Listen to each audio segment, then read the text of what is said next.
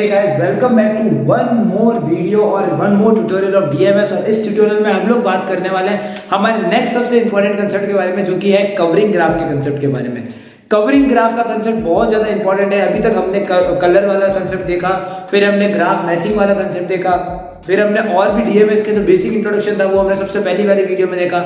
अगर आपने इनमें से कुछ भी नहीं देखा तो आप वो सारी वीडियोस जाके इस प्लेलिस्ट में देख सकते हो, आपको सारी मिल जाएगी विद नोट्स।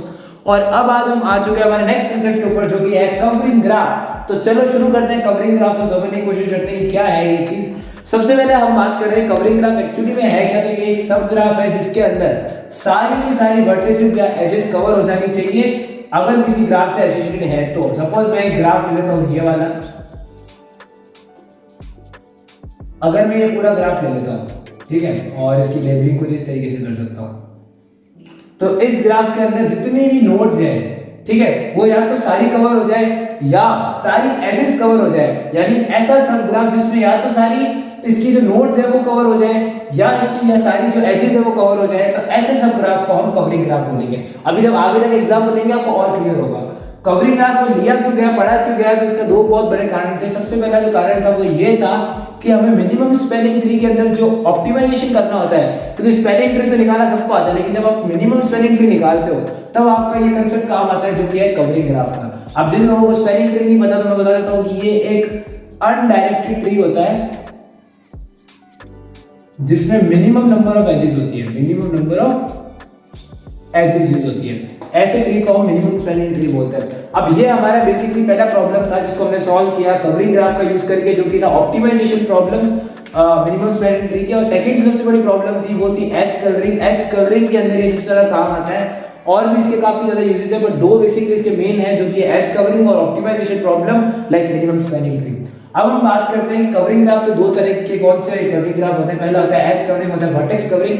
एज कवरिंग में सारी की सारी वर्टिसेस आती है और वर्टेक्स कवरिंग में सारी की सारी एजेस आ जाती है, ठीक है। तो ये बेसिक कांसेप्ट है हमारा कवरिंग ग्राफ का। और आपको मैं वापस रिपीट कर देता हूं, कवरिंग ग्राफ एक सब ग्राफ है, ये ध्यान रखना।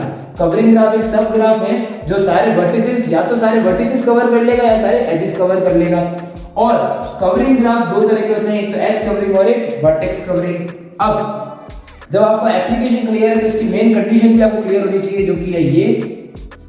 इसका मतलब ये है कि कोई भी वर्टेक्स हो, ठीक है, उसकी डिग्री या तो 1 होगी या 1 से ज्यादा हो सकती है for every vertex belonging to that graph. यानी अगर ये ग्राफ है तो इसकी बी अगर वर्टेक्स है तो बी की डिग्री कितनी भी हो सकती है इसके अंदर। देखो जैसे बी की डिग्री कितनी है, 1 2 3 है, तो बी की डिग्री 3 भी हो सकती है, 1 या 1 से ज्यादा होनी चाहिए। और ये सारे वर्टेक्स किसको बिलोंग करते हैं, ये ग्राफ जिसका क्या है जी बी कॉमा ई, जो हम नॉर्मली रिप्रेजेंटेशन करते हैं ग्राफ का।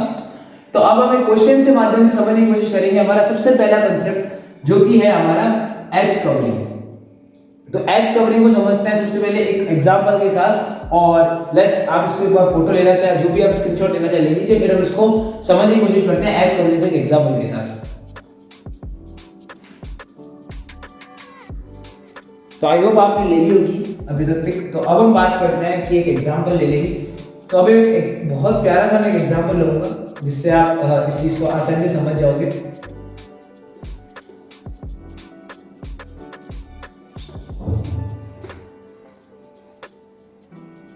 तो सबसे पहले हम जो करने वाले हैं वो है edge covering.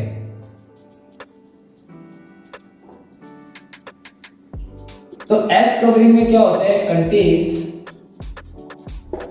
All vertices. Edge covering में सारे वर्टिसेस आते हैं और एज कवरिंग में क्या है, एक सब ग्राफ है, ये ध्यान रखना। अब अगर मेरे पास एक ऐसा क्वेश्चन आ जाता है,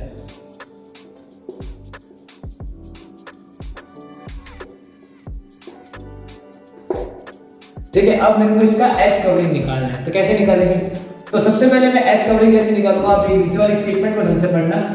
अगर कोई ग्राफ, सपोज ये ग्राफ क्या है जी बी कॉमा ई, सब let the graph is this, ये ग्राफ है, ये पहले चीज हो गई, चलो ये ग्राफ है, हमें समझ में आ गया। Second, then subset C E is a line covering of G, यानी जो सी ई होगा वो क्या होगा, लाइन कवरिंग होगा किसका, जी का। कब होगा, सबसे पहले तो क्या होगा कि जो भी सब ग्राफ होता है, यानी इसका जो भी एज कवरिंग होगा, मैं इसको ऐसे लिख सकता हूं कि जो भी एज कवरिंग है, ठीक है, ये क्या है, ये एक सबसेट है। किसका सबसेट है, ये एक सबसेट है किसका, जी का, जो कि एक बड़ा वाला ग्राफ है हमारा। ठीक है, ये पूरे ग्राफ का हम जो भी निकालेंगे वो क्या निकाल रहे हैं, हम सब ग्राफ निकाल रहे हैं। ठीक है, और इसमें क्या होनी चाहिए, एटलीस्ट वन एज इन सी, यानी उन वर्टिसेस से एक ना एक एज जरूर होनी चाहिए। अब इसको कैसे लिखेंगे, जैसे सपोज अगर मैं C1 लिखता हूं, ठीक है, ग्राफ बनाना है तो मेरे को क्या कवर करना है, जिसमें सारे वर्टिसेस कवर हो जाएंगे। ध्यान रखना, एज कवरिंग में सारे वर्टिसेस कवर होने चाहिए। अब यहां देखो ढंग से, अगर मैं C, D लेता हूं, सपोज मैं इसमें एग्जांपल लेता हूं C, D। अगर मैंने सपोज C, D लिया, तो अब देखो C से कौन कौन से एज, सबसे पहले तो इस ग्राफ को और इजी करने के लिए मैं बता देता हूं, सारे एजेस देखो क्या क्या पॉसिबल एजेस हैं। तो इसके अंदर क्या क्या एजेस बन सकती है, CD बन सकती है, CB बन सकती है, ठीक है, और इसके अंदर आपका AC बन सकता है, AB बन सकता है, ठीक है, DB बन सकता है। ये सारी एजेस है जो इसके अंदर बन सकती है। तो अब आपको एज कवरिंग में क्या करना है, अब आपको ऐसे सब ग्राफ चाहिए, आपको ऐसे चूज करना है अपने वर्टिसेस जो है सबको कवर कर दें। जैसे एग्जांपल लेता हूं, अगर मैं इसको चूज कर लेता हूं, जैसे अगर मैं CD को चूज करता हूं, C, D, ठीक है, तो C, D से क्या क्या कवर हो गया, C, D से मेरे क्या क्या वर्टिसेस कवर हो गए, C, D एक तो वर्टिस कवर हो गया, और मेरे को करना पड़ेगा A, B, तब जाके सारे वर्टिसेस कवर होंगे। कैसे, देखो C, D, A, B चार वर्टिसेस थे, C, D से केवल दो वर्टिसेस कवर हो रहे हैं, लेकिन मेरे A और B तो बच गए, क्योंकि इसमें मैंने क्या लिखा है, सारे वर्टिसेस कवर होने चाहिए। तो यहाँ पर मेरा पहला ये काम आ गया। ठीक है, ये जो कंसेप्ट है आपका आगे काम आएगा। ठीक है, अभी आप इतना समझने की कोशिश करें कि मेरे को सारे वर्टिसेस को कवर करना है। अब आते हैं नेक्स्ट के ऊपर। मैं चाहूँ तो इसको ऐसे भी पेयर बना सकता हूँ, A, C और D, B। मैं चाहूँ तो इसको ऐसे भी पेयर बना सकता हूँ, A, B, B, D, D, C,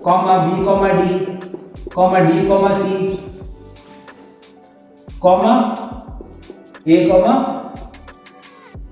C, D। ठीक है, तो ऐसे करके मैं इसके काफी ज्यादा पेयर्स आराम से बना सकता हूँ अलग अलग। लेकिन इसका मेन क्रक्स क्या है वो समझने की कोशिश करिए। मेरे को ऐसा सब ग्राफ बनाना है जिसमें सारे मेरे वर्टेक्स कवर हो जाए। सारे वर्टेक्स कवर होंगे तो वो एज कवरिंग कहलाएगा। देखो, अब मैंने यहाँ पर एक ऐसे सब ग्राफ बनाया, इसमें मेरे सारे वर्टेक्स कवर हो गए ना, जो A, B, C, D थे, तो A, B, C, D सारे वर्टेक्स कवर हो गए। अब आप बोलोगे कि यार इसके अंदर तो कितना ज्यादा रिपीटेशन कर दिया, इसमें A भी रिपीट हो रहा है, बार बार B भी हो रहा है, तो मैंने कब मना किया नहीं होगा। यहाँ जो कंडीशन लिखी है वो क्या लिखा हुआ है, यहाँ लिखा हुआ है या तो डिग्री 1 होगी या ज्यादा भी हो सकती है, कोई फर्क नहीं पड़ता। अगर वो एक है, एक से ज्यादा भी है तो भी फर्क नहीं पड़ता। हम इसको क्या बोलेंगे, एज कवरिंग बोलेंगे, और ये एज कवरिंग का सब ग्राफ ही रहेगा। अब इंपॉर्टेंट कंसेप्ट जो आता है वो आता है मिनिमल लाइन कवरिंग का। मिनिमल लाइन कवरिंग बेसिकली वो लाइन कवरिंग और वो लाइन कवरिंग है, एज कवरिंग आप मान लो, मिनिमल एज कवरिंग अगर मान लो तो वो बेसिकली वो सब ग्राफ होगा इनमें से जिसके अंदर से एक भी एज को मैं हटा ना सकूं, एक भी एज को। यानी अगर मैं C, D और A, B में से अगर A, B को हटा देता हूं तो मेरी A और B वर्टिसेस गायब। उसके बिना तो ये तो एज कवरिंग ही नहीं रहेगा, तो इसलिए मेरे को A, B यहाँ लिखना पड़ेगा। सिमिलरली इसके साथ और इसके साथ है, लेकिन इसके अंदर से अगर मैं C, D हटा दूं तो कोई फर्क नहीं पड़ता क्योंकि इसके अंदर कवर हो रही है। अगर मैं A, C भी हटा दूं कोई फर्क नहीं पड़ता क्योंकि इसके अंदर हो रहा है। लेकिन अगर मैं A, C हटा दूंगा तो दिक्कत हो जाएगी। बताओ क्यों? तो फिर वो नहीं रहेगा क्योंकि इसमें C कवर नहीं हो रहा है। समझ गए? तो ऐसा आपको करना है। आप चाहो कोई कंडीशन लिखो, हमें कोई फर्क नहीं पड़ता। D, तो है ही नहीं एक्चुअली, A, C है और हमारा जो कंसेप्ट है ये है C, B का। ठीक है, तो मेन जो आपको इंपॉर्टेंट ट्रक समझने वाली बात है वो ये है कि मेरे को ऐसे सब ग्राफ बनाने से मेरे सारे वर्टिसेस कवर हो जाए, और मिनिमल लाइन कवरिंग वो वर्टिसेस होंगे, वो सब ग्राफ होंगे जिसके अंदर से एक भी एज ना हटा सके। और इसका बेस्ट एग्जांपल आपका है, अगर मैं इसका नंबर दे देता हूं तो C1 और C2 ऐसे हैं जिसके अंदर से आप हटा नहीं सकते। और मिनिमल लाइन कवरिंग नंबर क्या होंगे, जो मिनिमम नंबर ऑफ एजेस है। ठीक है, तो इसमें आप देख लीजिए 2 एजेस है, इसमें कितनी एजेस बन रही है, 4 एजेस बन रही है। इसमें 2 बन रही है, इसमें 2 बन रही है। इसमें अगर एक भी हटा दूंगा तो पॉसिबल ही नहीं रहेगा, तो इसका क्या हो जाएगा 2। यानी number of edges in minimal line covering of G. C1 और C2 के अंदर कितनी एजेस थी, 1 या 2, तो बस 2 आंसर हो जाएगा इसका। यही बेसिक है, और ये आपका एज कवरिंग कवर हो गया, जिसके अंदर हम कैसे सब ग्राफ बनेंगे जिसमें सारे क्या आ जाने चाहिए, ऐसा सब ग्राफ जिसमें सारे वर्टिसेस कवर हो जाने चाहिए। तो ऐसे ग्राफ को हम क्या बोलेंगे, ऐसे सब ग्राफ को क्या बोलेंगे, एज कवरिंग ग्राफ। तो आई थिंक आपको एज कवरिंग का कंसेप्ट क्लियर हो जाएगा। और अब हम बात करेंगे नेक्स्ट वीडियो के अंदर हमारे वर्टेक्स कवरिंग के बारे में, जो कि काफी अच्छा टॉपिक है और आपको समझने में बहुत ज्यादा मजा आएगा। Till then I see you in the next video. Enjoy your day, stay safe.